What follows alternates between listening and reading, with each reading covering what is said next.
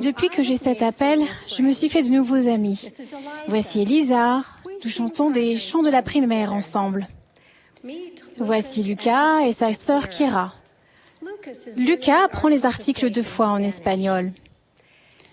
Caitlin est timide mais curieuse. Quand je suis entrée dans sa classe de la primaire, elle m'a demandé « Quel âge as-tu » Je me suis assise à côté de Martha, la primaire, et elle a glissé son bras sous le mien. Avez-vous remarqué la lumière sur le visage de ces enfants? Qui sont les enfants de votre foyer ou de votre voisinage? Regardez-les, pensez à eux.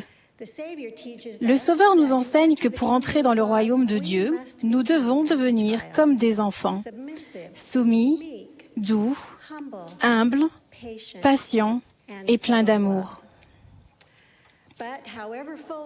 Mais quelle que soit la foi des enfants qui viennent à nous, ils affrontent les difficultés d'un monde déchu. Que faut-il faire pour aider ces enfants à garder la lumière de la foi dans le regard? Nous savons que rien ne peut remplacer une famille juste dans la vie d'un enfant. Mais dans le monde d'aujourd'hui, les enfants ont besoin d'une mère et d'un père dévoués, mais aussi de chacun de nous pour les protéger, les instruire et les aimer. Frères et sœurs, protéger les enfants signifie leur fournir un cadre qui favorise la présence de l'Esprit dans leur vie et le confirme dans leur cœur. Cela élimine automatiquement toute forme d'indifférence, de négligence, de sévice, de violence ou d'exploitation. Et bien que cette dépravation soit plus grave, nous devons aussi protéger les enfants d'autres conditions préjudiciables, comme trop d'exigences ou trop de complaisance, emploi du temps trop chargé et égocentrisme. Les deux extrêmes affaiblissent la capacité d'un enfant à identifier le Saint-Esprit, de lui faire confiance et d'être guidé par lui. Les enfants sont plus ouverts aux vérités de l'Évangile qu'à n'importe quelle autre période de la vie. Et l'enfance protégée est littéralement le seul moment où l'on puisse lui enseigner à choisir le bien et le fortifier. Il est facile de savoir ce qu'il faut enseigner. Les Écritures et nos prophètes sont clairs sur ce qu'il faut enseigner à nos enfants. Néphie l'a résumé dans le verset suivant. Et nous parlons du Christ, nous nous réjouissons dans le Christ, nous prêchons le Christ, nous prophétisons concernant le Christ et nous écrivons selon nos prophéties, afin que nos enfants sachent vers quelle source ils peuvent se tourner pour obtenir la rémission de leurs péchés. Sachant que nous devons enseigner le Christ et son évangile, comment le faire? Commençons par suivre les recommandations de nos prophètes et prenons du temps dans nos foyers pour la prière en famille, l'étude des Écritures et la soirée familiale. L'avons-nous entendu si souvent que cela semble trop simple? Ou sommes-nous si occupés qu'il semble trop compliqué d'ajouter quelque chose? Je témoigne que même lorsque les efforts spirituels de notre famille semblent inefficaces, la seule obéissance ouvre les écluses des cieux et favorise les bénédictions du Seigneur. En fait, l'obéissance personnelle et l'exemple dans toutes les facettes de notre vie sont la meilleure leçon de l'Évangile pour nos enfants. Donc, étudiez, apprenez et appliquez l'Évangile. Nous ne pouvons pas enseigner des principes que nous ne connaissons pas et que nous ne respectons pas. Les enfants discernent, plus vite que nous ne le pensons, qui nous sommes et ce que nous avons dans le cœur. Donc aimez les enfants. Je me souviens que je me sentais aimée quand j'étais enfant. Il m'était donc facile de croire que le Sauveur m'aimait aussi. Les enfants s'épanouissent dans un foyer où les parents comprennent leur devoir sacré d'élever leurs enfants dans l'amour et la droiture. Mais nous pouvons tous aider.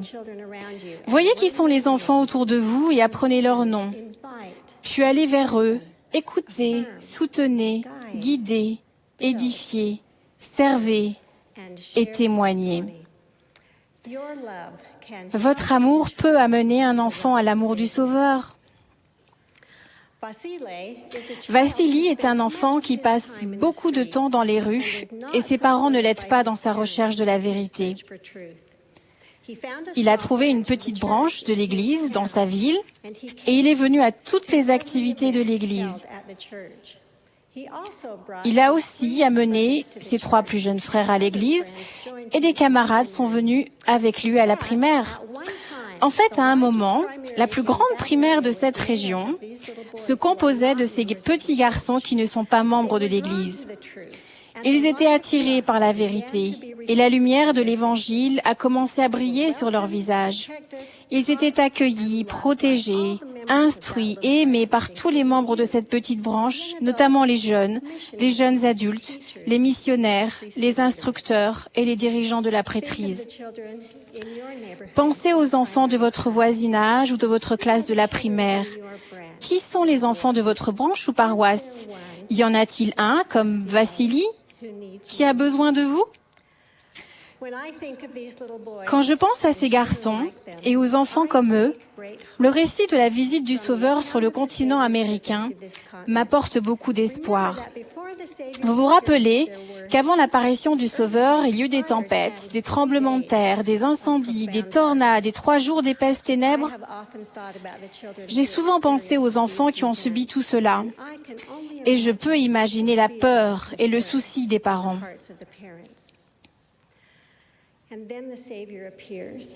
Puis, le Sauveur apparaît et commande à la multitude qu'on lui amène les petits-enfants.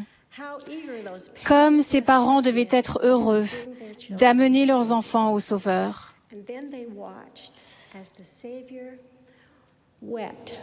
Puis ils ont vu le Sauveur pleurer et bénir leurs enfants, un par un, prier le Père pour eux et appeler des anges à descendre les servir. Ce récit nous rappelle que c'est le Sauveur qui est le grand protecteur, l'instructeur suprême et la source éternelle d'amour et de guérison. Tandis que les ténèbres de notre époque nous entourent, il nous est aussi commandé d'amener nos enfants au Sauveur. Et comme Frère Ballard nous le rappelle, nous sommes ceux à qui Dieu a demandé d'entourer les enfants d'aujourd'hui d'amour, de leur donner le feu de la foi et la compréhension de leur identité. Frères et sœurs, en tant que mère et dirigeante de la primaire, je sais que ce travail avec les enfants n'est pas facile. Protéger, instruire et aimer les enfants est quelque chose d'exigeant, souvent décourageant, parfois épuisant, et il arrive que les fruits de nos efforts soient très longs à venir. Mais c'est précisément parce qu'il n'est pas facile d'amener les enfants au Sauveur que nous devons nous-mêmes aller à lui.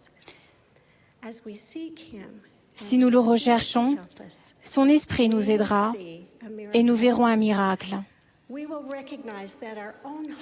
Nous nous apercevrons que notre cœur change et que nous devenons nous aussi soumis, doux, humbles, patients, pleins d'amour.